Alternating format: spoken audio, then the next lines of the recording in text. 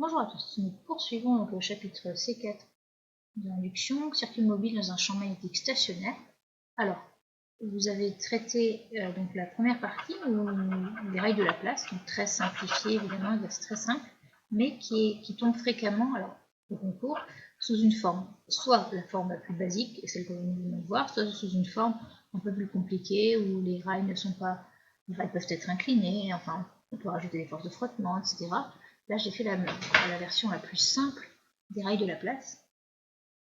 Et donc, on l'a fait en fonctionnement générateur, c'est-à-dire où il y avait production d'énergie électrique. Maintenant, nous allons étudier un circuit où vous n'avez pas des forces exercées par l'extérieur, sur les forces mécaniques exercées par l'extérieur. Par contre, un générateur est présent et délivre une énergie. Donc, si je représente le circuit, désormais, nous avons une FEM extérieure, voilà, une FEM extérieure, comme ceci, une force électromotrice, un générateur extérieur, donc les rails, enfin l'ensemble du dispositif, on lui associe toujours une résistance grand R. Voici, donc là, vous avez ça, alors ça va être un schéma, le schéma, on va dire que l'on observe, comment dire, le schéma, on a ça, sauf avec les rails ici, les rails positionnés ici. Alors, si je l'oriente, d'ailleurs je vais peut-être orienter, garder la même orientation, ça ne change rien du tout, mais je vais orienter de l'autre côté le générateur, ceci, pour orienter de la même façon que précédemment, que dans le circuit précédent, le courant I qui va circuler. Alors ça, ce circuit-là n'est pas réellement satisfaisant. Mieux vaut, vous savez, parce qu'en fait, étant donné que vous allez avoir un flux variable, étant donné qu'ici, vous avez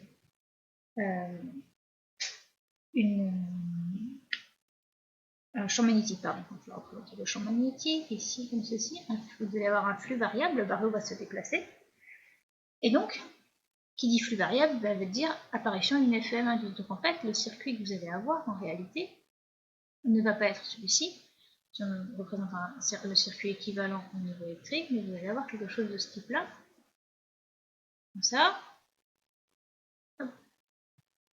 une FEM induite, la résistance du circuit comme ceci, et le barreau comme ça. Donc là, c'est en tenant compte directement de la FEM induite par la variation de flux. Alors, obtention, donc, ça, c'est parce que vous savez déjà ce qui va se passer, en fait. Parce que vous avez E, votre Faraday, vous pouvez préciser, par exemple, ce que l'on fait, loi de Faraday, appliqué au circuit, E égale moins d phi, il n'y a pas apparition d'une FEM induite, donc je précise, je vais écrire un indice ici, E induite moins d phi sur dt. Alors, d'où est-ce que ça vient? Moins la dérivée par rapport au temps de B, l'intégrale de B scalaire ds. Alors, en fait, B est uniforme, on a oublié de préciser, mais c'est exactement le même uniforme stationnaire, exactement le même dispositif que dans l'exemple précédent. Donc vous pouvez le sortir de l'intégrale, sortir même de la dérivée, sortir de l'intégrale et de la dérivée, carrément, on a tout. Et donc ça nous donne moins B. Alors, je vais carrément, étant donné que le champ B est comme ceci, et du fait de l'orientation, si je la mets en bleu, l'orientation du courant, comme je l'ai choisi ici, eh bien on a un vecteur ds qui est orienté collinéairement et de même sens à B. Donc, vous avez une de sortir, et on a le produit B scalaire ds en termes de produit scalaire positif. Donc, vous avez moins B d de S tout simplement, parce que la double intégrale, comme vous avez sorti le champ B de l'intégrale, la double intégrale de ds sur l'ensemble de la surface vous donne ds, et là vous devez dériver par rapport au temps. Alors maintenant, que vaut la surface? Bon, j'aurais pu l'exprimer d'ailleurs, là évidemment. J'aurais pu écrire ça comme ça. Oui. Donc, L, et ici vous allez avoir donc, la variation, j'aurais pas dû écrire ça comme ça, ce qui dépend du temps. En fait, on peut le faire comme ça, très bien. Le vecteur surface, ça va être une autre façon de voir les choses.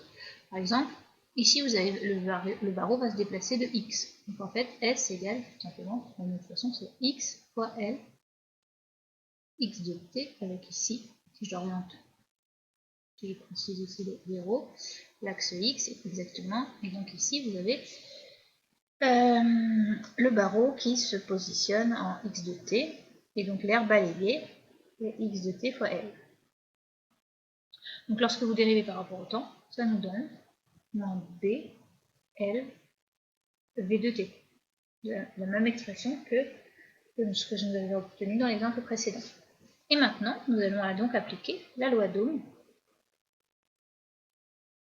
la loi des mailles, pardon, voilà, la loi des mailles appliquée à ce circuit.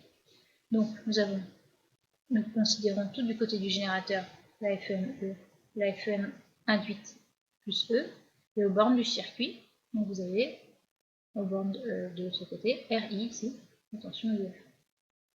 Donc égal à R I de T. Je vais peut-être préciser ici E de T. Est-ce que c'est la peine? Bon, voilà, donc vous obtenez, on peut obtenir I, si on isole I, est-ce que ça va nous servir? Je ne sais pas.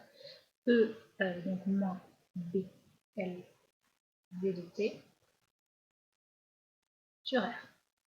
Donc, on peut remarquer tout de suite, je mets un cadre, elle nous servira. Cette relation. Eh bien, I, grandeur électrique, V, grandeur mécanique couplée. Grandeur élec et méca couplée. Déjà. Maintenant, nous allons donc obtenir l'équation mécanique. Donc le système n'a pas changé, c'est toujours le barreau. Donc le système, c'est encore le barreau qui est soumis à...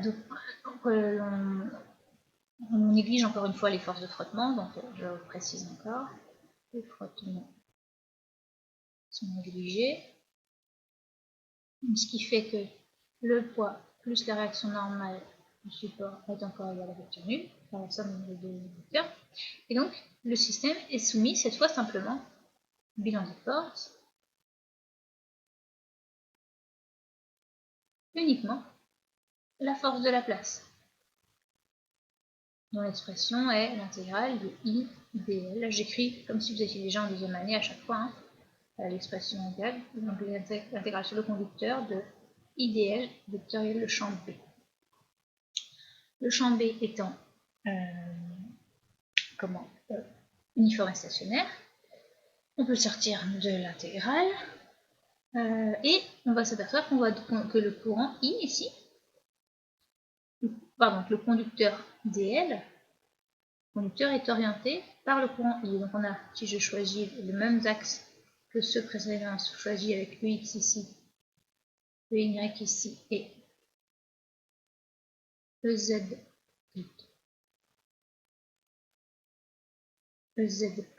pointant vers vous comme ceci, vous avez tout simplement bien, la même expression de la force de la place que celle que l'on a obtenue précédemment.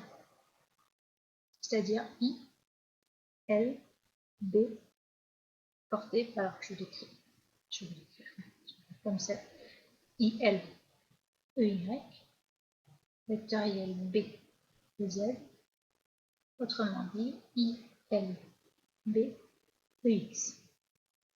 Et donc, il nous suffit de projeter la relation de la deuxième loi de Newton sur les vecteurs, sur les différents vecteurs de la base. Et donc, vous obtenez MD de V sur dt égale ILB. Alors, oui, j'aurais dû préciser qu'il s'agissait de T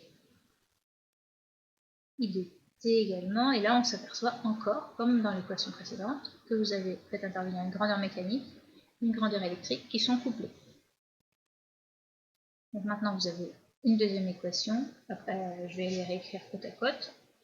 Donc on a dit la première, elle est encore écrite ici, bah, je n'ai pas la peine, hein. On va pouvoir les découpler toutes les deux. Donc cette fois vous obtenez donc d de v, alors, je vais écrire ici, pour avoir davantage de place. Donc je remplace l'expression de, je conserve l'expression de v, donc d de v sur le t, plus, donc le i, voilà son expression, c'est bl sur r fois v. bl, il est ici, il ne faut pas oublier donc le sur r, et divisé par i. Donc b2, l2 sur m, r,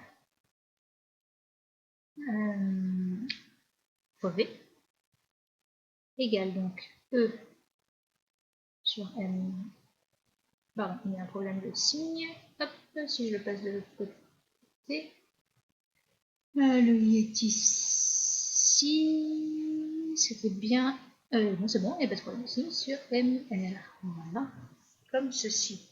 Donc ILB et un BL qui est un facteur. BL, donc ça c'est un R. Donc là, vous avez l'équation différentielle en V que nous allons résoudre très facilement. Donc on a V de t, comme précédemment, la solution de l'équation sans second membre plus la solution particulière. Donc là, exponentielle moins t sur taux. Alors le taux, ici on reconnaît très facilement que là vous avez l'inverse d'un temps, 1 sur taux. Et ici on va pouvoir identifier une vitesse limite aussi. On va pouvoir choisir les couleurs. Donc une vitesse limite dont l'expression va être E sur BL. Oui, tout à fait. Donc là, lorsque ici ce terme-là, voilà, je vais écrire directement plus V limite en fait, on peut l'écrire directement comme ceci. C'est la valeur que prend la vitesse lorsque t tend vers plus l'infini. Ce terme-là tendant vers 0, il ne reste que la vitesse limite. Et la vitesse limite, ou V limite, comment est-ce qu'on l'obtient? Eh bien, simplement dv sur dt. Lorsque vous atteignez une vitesse limite, la dérivée qui est égale à 0, pardon, la dérivée d'une constante est égale à 0. Ceci est nul. Donc on a donc B2L2 sur MR V limite égale EBL sur MR. Autrement dit, V limite égale E sur BL. Donc voilà, maintenant, pour déterminer A, une détermination de A, détermination de A, eh bien, donc vous avez V de 0 égale A plus V limite, et on part du principe qu'à t de V0 et condition initiale, c'est vrai que je n'ai pas précisé dans l'énoncé, on considère que la barre, le barreau part avec une vitesse V0 initiale. Donc à ce moment-là, A égale donc V0 moins V lim. Et on peut donc conclure sur l'expression de V de t égale donc V0 moins V lim exponentielle de t sur taux plus V lim, que l'on va tracer directement pour, eh bien, on va voir quelle est l'allure de cette vitesse.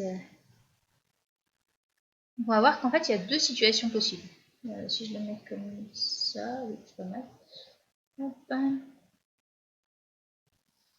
Pourquoi il est pas. Ah, pas vu. Voilà. Comme ça. Donc, d'éviter. Alors, deux situations possibles. Première situation, V0 supérieur à V. Premier cas, V0 supérieur à V. Au départ, vous lancez la barre, le barreau. Enfin, pardon, le barreau est animé d'une vitesse, pas vous qui lancez, enfin, si, vous pouvez le lancer. Le barreau est animé d'une vitesse V0. Donc personne ne le touche, hein, évidemment. Il peut être animé d'une vitesse V0 sans que personne ne le touche. vitesse supérieure à Vlim. Dans ce cas, donc ce qui va se passer pour ce terme-là est négatif, donc est positif, pardon. Positif.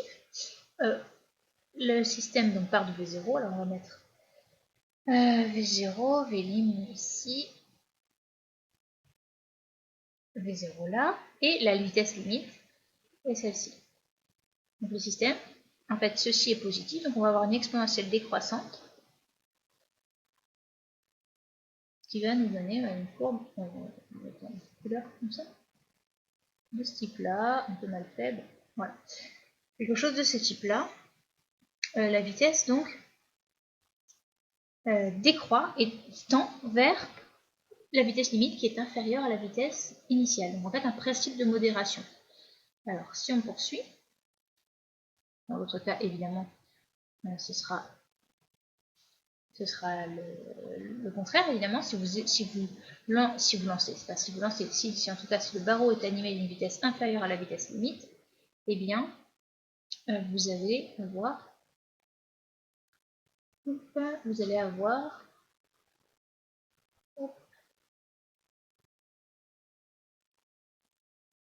mince, c'est bon,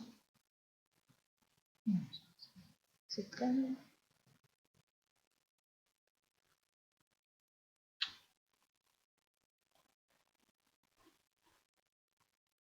Voilà. Vous avez, la vitesse peut être négative ou positive d'ailleurs. Enfin, non, on choisit peut-être. Donc vous le faites. Voilà. VLT.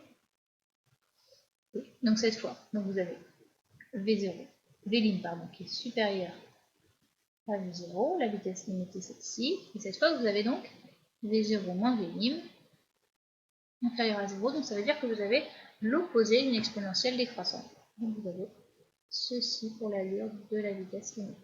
De la vitesse, pardon, au cours du temps. On n'a pas fait, et on va le faire, hein. J'aurais pu le faire directement, c'est déterminer l'expression de i. Alors, comment est-ce qu'on fait? On reprend l'expression de i. Nous avons obtenu i, c'est donc e moins i, c'est donc e moins blv sur r, i de t égale e moins b sur r. Et on avait dit que v, eh bien, on a obtenu l'expression de v, et v, donc c'est un v de t ici, et v de t est égal à V0 moins V1 exponentielle sur t de celui. Donc maintenant, en fait, eh bien, qu'est-ce qu'on va obtenir? On va remplacer l'expression tout simplement. Hop, E sur R, donc la fraction on va passer comme ça. Alors, Vlim, on a dit que c'était. Là, c'est fait. Vlim, c'est E sur BL. E sur BL. Voilà.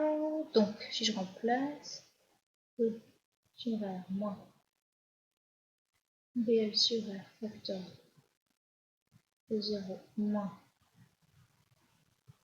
Là, on peut laisser Vlim. C'est ici qu'on va simplifier. Moins E BL sur BL ou sur R. Donc ici, ce terme-là et ce terme-là se simplifie. Il ne reste donc plus que Vlim moins V0 exponentielle moins t sur t. Quoi qu'il arrive, peu importe le signe de Vlim moins V0, donc qui dépend évidemment du signe de l'expression de E, donc on a dit E sur BL, ça dépend de la comparaison entre ces deux termes. Quoi qu'il arrive, quand t tend vers plus l'infini, la limite de I de t, quand t tend vers l'infini, est nul. Le courant dans le circuit qui tend vers 0. Donc on a ça. Alors que, et donc là on va tracer les deux situations possibles pour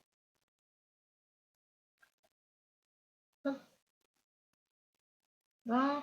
Donc la première, là j'ai choisi d'avoir une exponentielle, donc ceci, une exponentielle décroissante, donc c'est-à-dire Vlim supérieur à V0. Donc on va avoir quelque chose de ce type-là. Ouais, c'est très mal fait. On va avoir quelque chose de ce type-là. Voilà, avec ici en fait, comme expression, tout simplement. D'ailleurs, on va plus simplifier. Ah oui, bah, sauf s'il n'y a pas de vitesse initiale, c'est peut-être plus simple. Bon. On peut aussi évidemment faire le cas où il n'y a pas de vitesse initiale. J'ai fait le cas général. Si pas de vitesse initiale, si vitesse initiale est égale à 0, encore plus simple, hein. Si V0 égale 0, mais je voulais qu'on voit les deux distinctions pour le cas mécanique. Donc si V0 égale 0, et bien à ce moment-là, on a simplement un problème de signe de V, le R ici. Oh le BL, j'ai oublié de multiplier par BL sur R. Heureusement, j'aurais dû vérifier. On a tout simplement E sur R moins BL V0 sur R exponentielle moins T sur T. Je vais oublier le facteur ici. Et je vais oublier aussi l'exponentielle moins T sur T ici. Voilà, donc là c'est corrigé, c'est bon. Donc si V0 est égal à 0, et eh bien, donc ça c'est I de T. Je vais faire ailleurs, je vais de la place.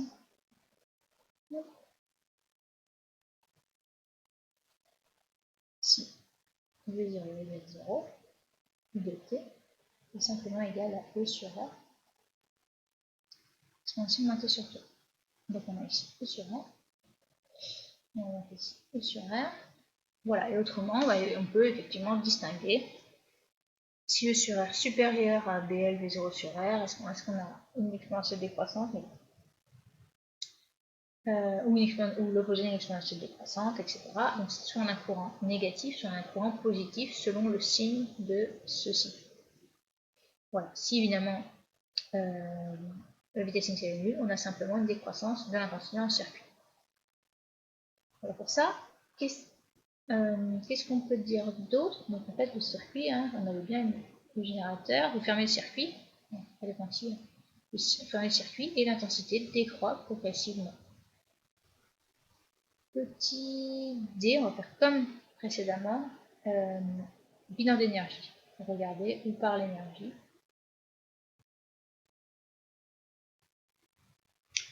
Alors, et de puissance forcément. Si on fait la même chose avec une vitesse nulle, avec V0 égale 0, on va choisir ça. On va repartir dans les deux équations. On a E plus E égale RI. On a M d de V sur dt égale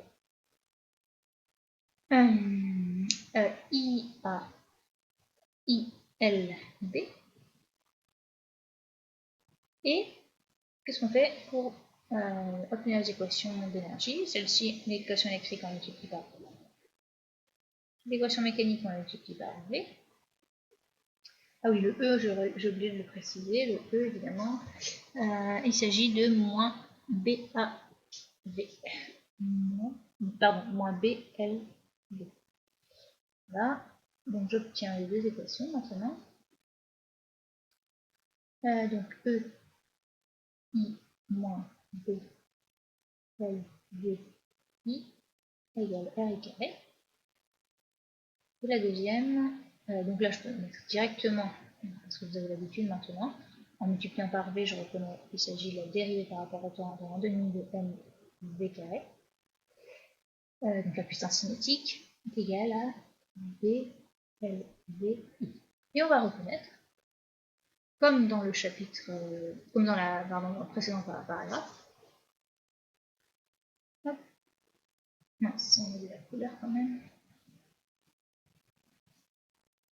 Ces termes-là, la puissance de la force de la place et la puissance reçue par le circuit, eh bien, hop, Ça. Ici, non. Donc on retrouve puissance dissipée par, qui sera dissipée par effet Joule.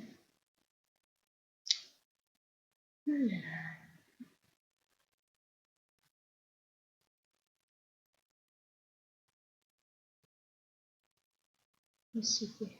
Oh là là.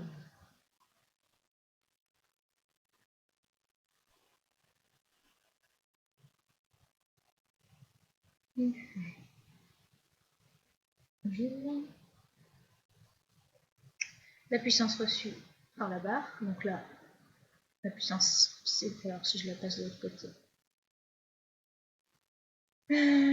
Parce que je vais réécrire ici, donc on a EI. Donc là, c'est l'énergie vraiment que vous délivrez, vous. L'énergie cédée par le générateur. Oula.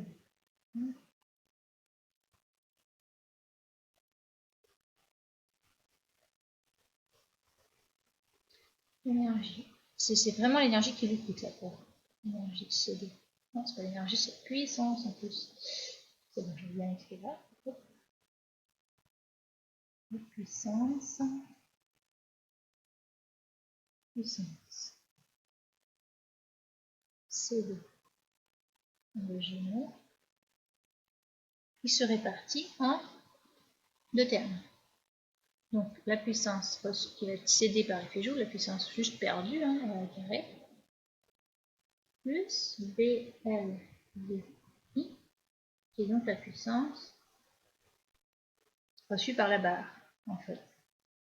Parce qu'on voit ici, ces deux termes sont les mêmes. Puissance reçue par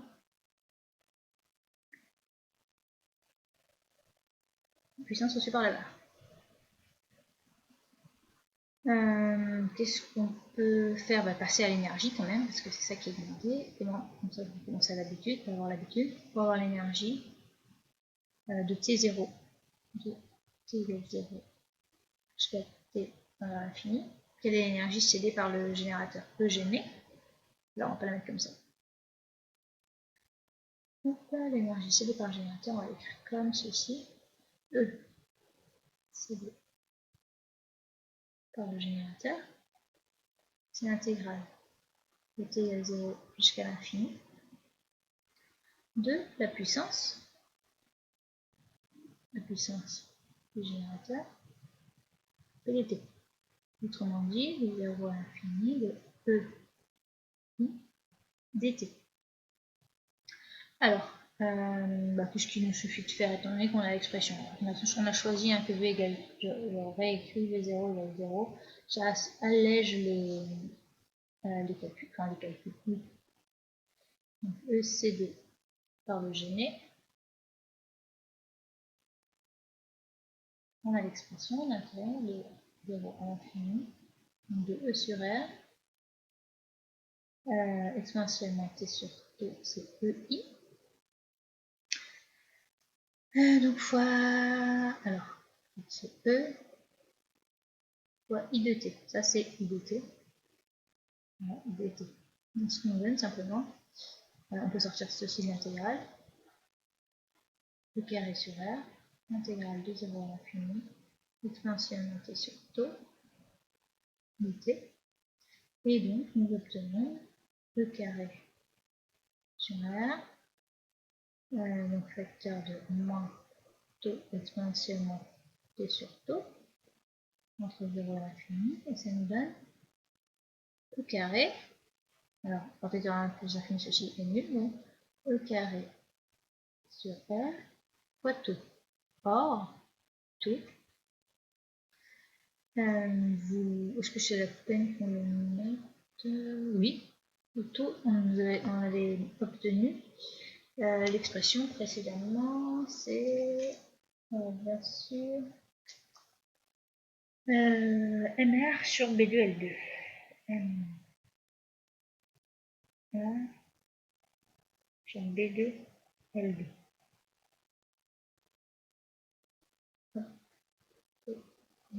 MR sur B2L2. Donc on peut simplifier, il reste E2M B2, L2. On va voir ça. Et maintenant, si on regarde l'énergie cinétique,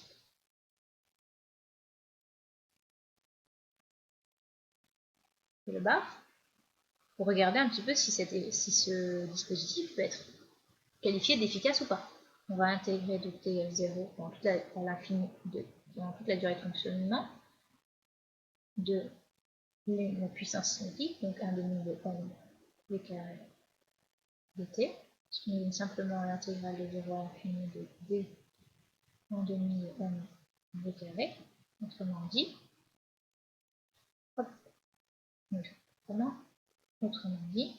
de 0 à l'infini, 1 demi de m v2 t au carré. Alors là, c'est t égale t égale 0. Et donc, on va remplacer. Il nous reste 1 demi de m de infini au carré moins v0 au carré. Or, là, pour simplifier le calcul, on crée égal à 0.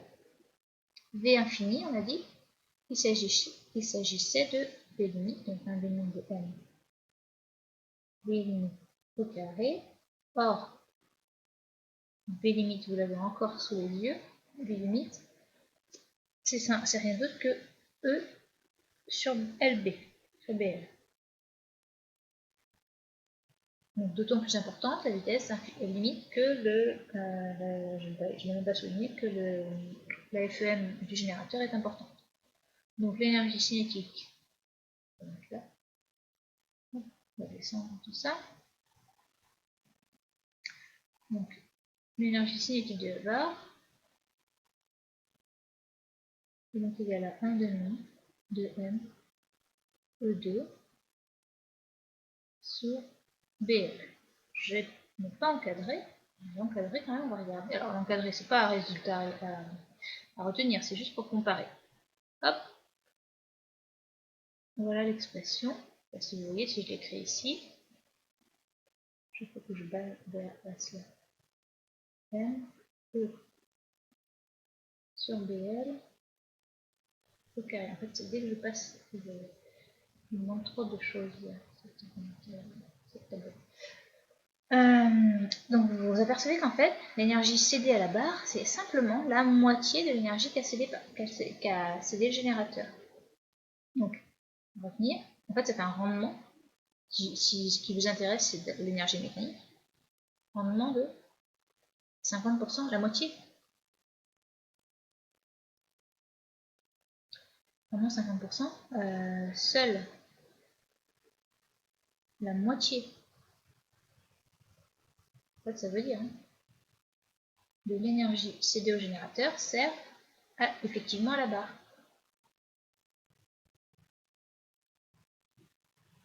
Cédée par le génie.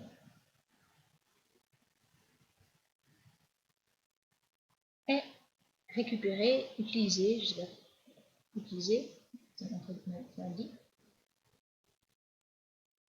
utiliser, ou sert à la barre. Voilà. Par la barre. Donc c'est un rendement quand même très mauvais, 50% de l'énergie perdue par effet joule.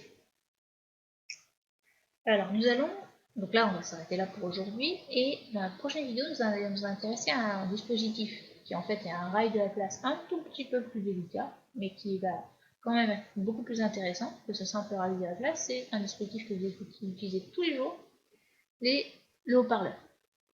Donc comment va fonctionner le haut-parleur? Voilà l'objet on va essayer de le modéliser le plus simplement possible, ce fonctionnement, dans la prochaine vidéo. Donc voilà, bon courage pour refaire un peu les questions, bien comprendre le principe de modération. À chaque fois, je n'ai pas insisté, mais voir qu'en fait, à chaque fois, le phénomène d'induction s'oppose au phénomène qui a donné naissance. À chaque fois, si vous avez une modération de la vitesse, une modération du courant, etc. Donc, toujours dans le sens de diminution des effets. Donc, voilà pour cette petite partie. Prochaine vidéo, le haut-parleur.